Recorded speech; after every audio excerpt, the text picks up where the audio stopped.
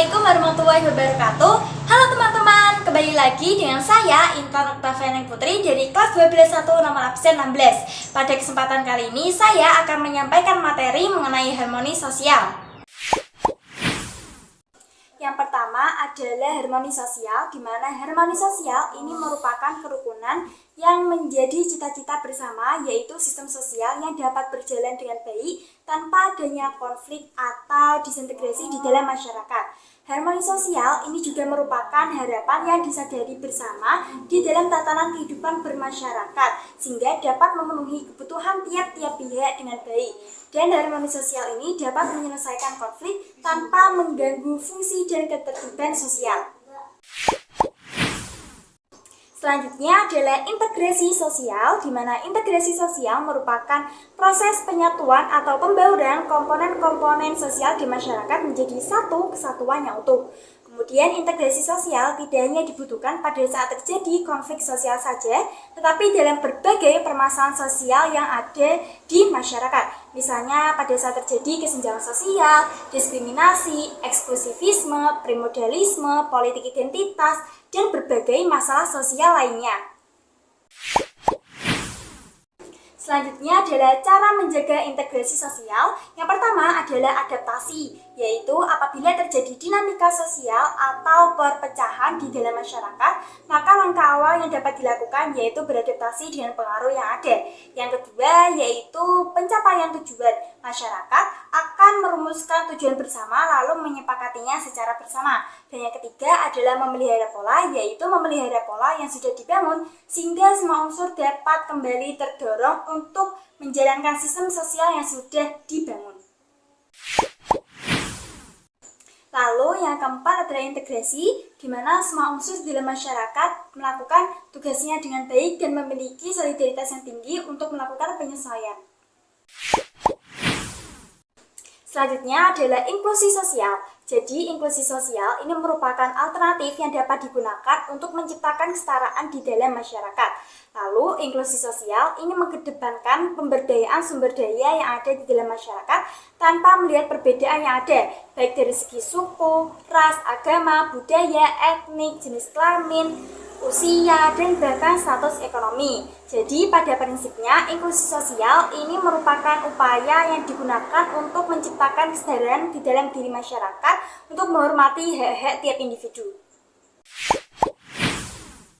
Selanjutnya adalah kohesi sosial. Kohesi sosial merupakan kelompok yang memiliki karakteristik mampu bekerja untuk kesejahteraan anggotanya, melawan pengucilan, kesejahteraan, memiliki sikap saling memiliki, dan memungkinkan anggotanya untuk melakukan mobilitas sosial lainnya. Kemudian upaya yang dapat dilakukan untuk membangun kohesi sosial itu seperti menyuarakan kelompok masyarakat seperti anak jalanan, penyandang disabilitas, masyarakat miskin, lansia, dan ikut berpartisipasi dalam memberdayakan masyarakat dan aksi sosial. Selanjutnya adalah upaya yang dapat dilakukan untuk membangun harmoni sosial. Yang pertama yaitu menginformasi, yaitu menyebarluaskan informasi bersama dengan pihak yang berwenang dan ahlinya melalui media seperti gambar, video, siaran radio, seminar, dan media lainnya. Lalu yang kedua yaitu berdialog seperti mengadakan musyawarah, pertemuan, FGD, dan melakukan pajak pendapat bersama dengan masyarakat untuk mengakomodasi pendapat publik dan memberikan saran secara kontekstual kepada pihak yang berwenang. Lalu yang ketiga yaitu ada berkolaborasi, yaitu melakukan kerjasama dengan berbagai pihak, misalnya seperti pemerintah, LSM, organisasi, atau komunitas tertentu untuk dapat membantu masyarakat. Contohnya yaitu ada magang, menjadi volunteer, dan membantu penelitian pihak terkait. Lalu yang keempat ada pemberdayaan, yaitu menginisiasi program atau riset yang dilakukan secara mandiri sehingga dapat memberikan dampak positif kepada masyarakat. Selanjutnya adalah merancang aksi untuk membangun harmoni sosial. Yang pertama adalah perencanaan aksi. Ini merupakan fase mempertimbangkan atau merancang kegiatan sebelum terjun langsung ke lapangan. Lalu yang kedua adalah pelaksanaan aksi. Ini merupakan fase inti kegiatan atau mengimplementasikan rancangan melalui serangkaian tahapan yang dilakukan secara terencana. Jadi pelaksanaan ini bisa melalui berbagai media seperti video, gambar, radio, media sosial, dan media lainnya. Lalu yang ketiga adalah mengevaluasi dan melaporkan aksi. Jadi evaluasi aksi ini merupakan merefleksikan atau meninjau ulang aksi yang sudah dilakukan di lapangan untuk memperoleh masukan tindak lanjut.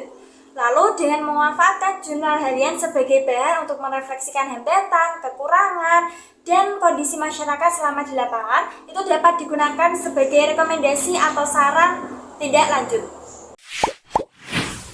Lalu yang terakhir adalah melaporkan aksi, di mana ini merupakan bentuk pertanggungjawaban kegiatan lapangan terhadap pihak terkait yang didokumentasi secara sistematis. Adapun fungsi dari melaporkan aksi yaitu sebagai bukti kegiatan, wujud pertanggungjawaban, sebagai bahan evaluasi dan pertimbangan tindak lanjut. Sekian materi yang bisa saya sampaikan. Terima kasih dan mohon maaf apabila ada kesalahan kata. Wassalamualaikum warahmatullahi wabarakatuh.